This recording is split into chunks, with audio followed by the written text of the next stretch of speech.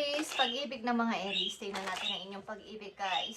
Today, sa inyong kasalukuyan, kumusta na kayo, guys, sa mga Aries? I need message for Aries sa kanilang pag-ibig. Pag-ibig ng mga Aries o love story. Love story nyo, Aries. Be present, guys. Be present sa inyong mahal. Okay, ano man ang tawag nyo?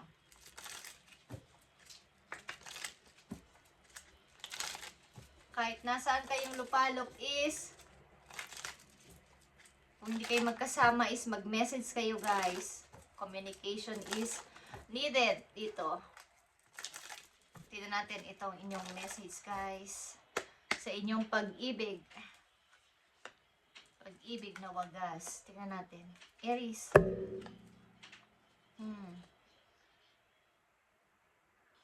Ako'y gulong-gulo. Gulong-gulo ang mga Aries. Tignan natin. Ang inyong pag-ibig, let go of the need to control. Guys, allow the situation to unfold naturally. So, may control issue dito sa inyong pag-ibig. So, allow this situation to unfold naturally. Huwag nyo nang patagalin pa kung ito ay may control issue na. Sa inyong pag-ibig, tingnan natin to, guys. Six of Swords. Someone is leaving. Three of Pentacles and Queen of Cups. So, kayo ay may pagtitimpi sa inyong relation na ito at maaaring kulang sa communication. Okay, kaya mayroong ganitong klaseng issue sa inyo is mayroong mga nami-misunderstand. Dahil kayo nga ay magkalayo is maaaring may mga nasasagap na mga balitang hindi naaayon sa inyong relation. At may aalis dito. Magsisimula ng bago. Okay? Maybe ikaw, Aries. Tingnan natin to, guys. Ang inyong relasyon na to. Let go of the need to control.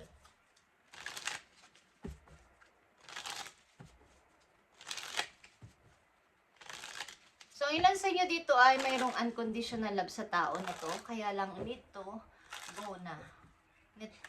Need to let go na. Tingnan natin to. Let go of the need to control. Sa mga Aries na nandito sa reading today. Yeah. Sobrang masakit na. Maybe kayo ay naka-stuck dito ng matagal na panahon. Ibig sabihin matagal na taon na. Ace of Wands, Four of Swords, and Five of Wands. So, maraming away sa paligid. Maraming away-away. Hindi ko alam kung may mga rivals. At mga silusan, guys. At nawawala na kayo ng energy dito sa pag-ibig na to o sa relasyon na to. Maaari rin may mga natatanggap kayong mga offer pero nahaharang. At maaaring hindi talaga kayo nagkakaintindihan sa anumang gusto ninyo at ayaw, guys. At may mga rivals, pataasan kayo ng pride. Pataasan ng pride sa relasyon na to. Aries, sa inyong relasyon ng iyong kakoneksyon. May pataasan ng pride. Ako ang panalo, ako ang mataas. Ako ang panalo dito. Ako yung malakas kesa sa'yo. Ako yung may mataas na posisyon. Ako yung may mataas na sahod. Ako yung mas matalino, okay? Something na mayroong control. Tingnan natin tong let go of the need to control. So, mga away-away din sa paligid at may mga rivals talaga. Pataasan. Tingnan natin to, guys. So, ilan sa inyo ay may mga balak pang gawin sa buhay bukod dito. Kaya lang ay naiista kayo sa sitwasyon na to o nakaista kayo sa sitwasyon na to. Takot. Takot mag-start. But andito ang inyong energy, the Emperor, Aries, kailangan nyong maging in charge dito sa inyong paglilimitasyon sa control na to sa inyong relasyon. Kailangan nyong maging matapang. Kailangan nyong makita na kayo ay Emperor. Kayo si Aries. Okay, na may kakayanan. Okay, kayo ay may kakayanan na gumawa ng anumang paraan para kayo ay maging tumaas ulit ang inyong pananaong inyong confidence sa sarili, tiwala sa sarili. Kailangan ninyo itong malaman, guys, na kayo ay may kakayanan pa.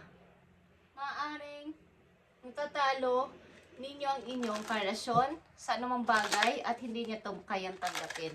At ang ilang Aries dito din ay may mga kontra sa inyong bawat pamilya, sa inyong relasyon.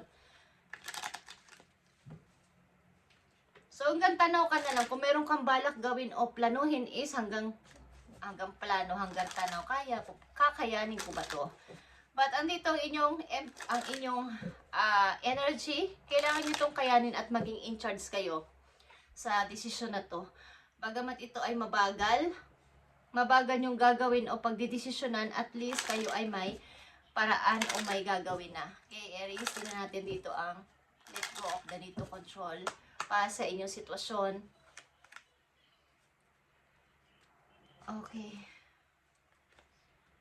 Gratitude is here, guys. So, palakasin mo ang loob mo at ipakita mo na, kumbaga kahit ikaw ay ganito ang sitwasyon, kahit na malungkot ka o may mga hindi maganda sa inyong koneksyon ng tao na to, is andito yung iyong pagkapositibo sa pagtingin sa pag-ibig, hindi ka bitter. Kunwari kayo ay bigo o kayo ay nasasaktan o kayo ay nandito sa maling tao, is kayo ay bitter na sa iba. Ang mga Aries na nandito ay masaya kapag nakakakita ng mga may happy na family, may happy na relasyon. Hindi kayo yung taong naiinis kapag nakakakita ng mga matagumpay na relasyon. Okay? Kayo yung person na nagiging inspirasyon nyo sila. Okay? Or gawin nyo to para maka-attract pa kayo ng mas maganda pang, kumbaga, paparating na bagong tao sa buhay ninyo. Okay. Kaya nyo to, Aries, ang umalis dito sa ganitong klaseng koneksyon kung ito ay hindi na okay. Tingnan natin ito, guys.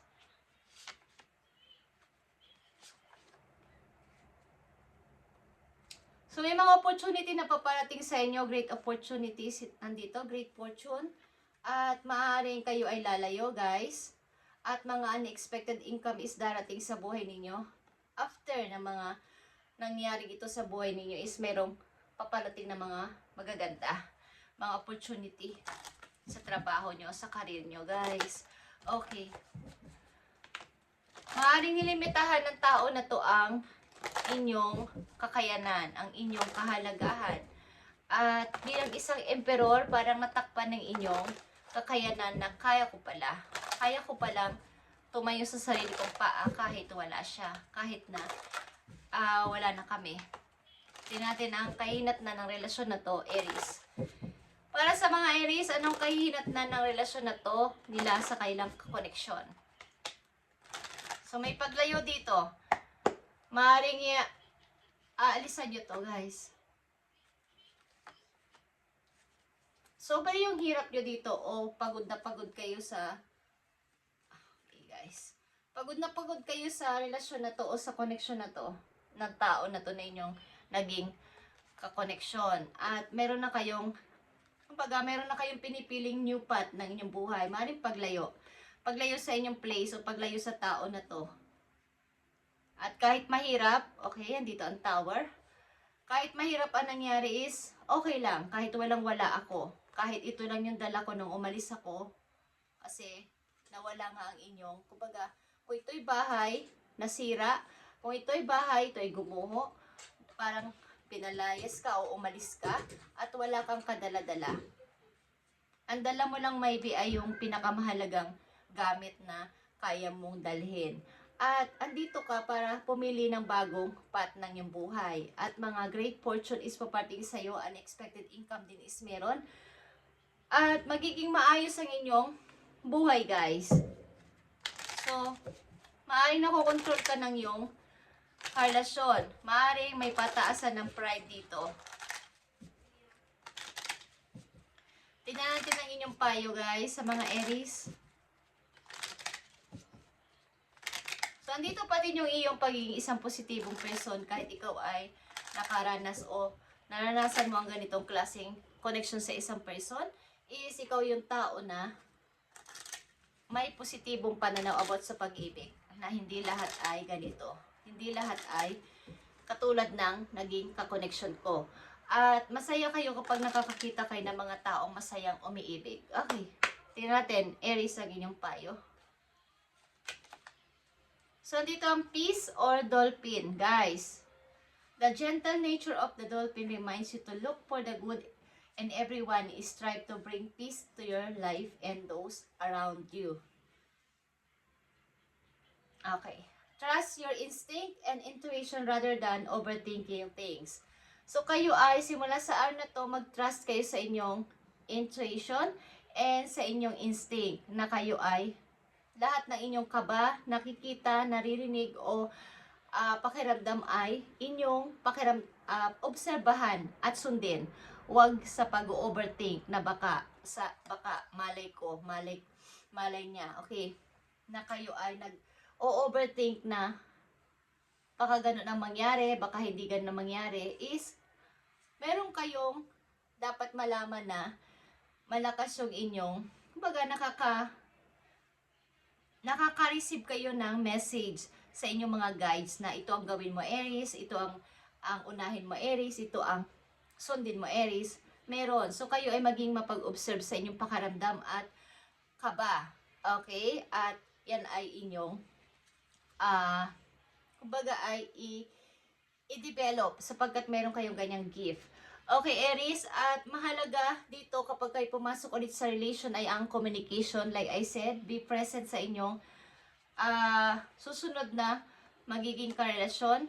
Kahit nasan man kayo, hindi man kayo magkasama sa bahay, sa buhay, ay kayo ay laging mag-uusap. Kahit na ito ay sa phone lang. Okay? So, last message for you. So, may paghihiwalayan dito sa inyong kakoneksyon. Maring ito ay nangyari sa inyong past relationship at kaya ito ay nagpapatuloy sa inyong reading. Sa ngayon ay nandito yung inyong pag-looking back. Parang pag-iisip pa din sa nangyari. Pagamat ganito is, ang ilan sa inyo dito ay nagpapatuloy sa buhay at nakaka-receive na ng mga opportunity na mga bago. Okay? At nagkakaroon na ng peace. May peace of mind na sila. Okay? Ang mga Aries na nandito. After nyo umalis sa control issue na to is meron na kayong peace of mind. Tingnan natin ang inyong career para magkaroon kayo ng idea. So, andito ang offering, guys. Think about setting up a money altar to enhance your financial flow. Okay. So, kayo ay maaaring, ilan sa inyo ay marunong sa mga ritual about sa pagdami ng money. So, ito yung pagpatuloy hanggat good ritual ang inyong ginagawa about sa pagpaparami ng money. Okay? Something na ilan sa inyo ay merong ginagawang ganito para ang money ay maganda ang pagpasok sa inyo ng inyong pera at mga blessing is meron kayong mga panata, meron kayong mga sinasabi o nire-ritual about dito. So, ito yung, kung gagawin nyo to, call your spirit guides and angels for assistance during this time. Habang ito inyong ginagawa ang pagre-ritual na to, about sa pagdami ng inyong money is, tumawag kayo sa inyong mga spirit guides and angels para kayo ay kanilang ma-assist sa inyong ginagawang ritual, guys. Okay, magpa-guide kayo sa kanila sa pamamagitan ng inyong pagpipray sa inyong isip. Okay?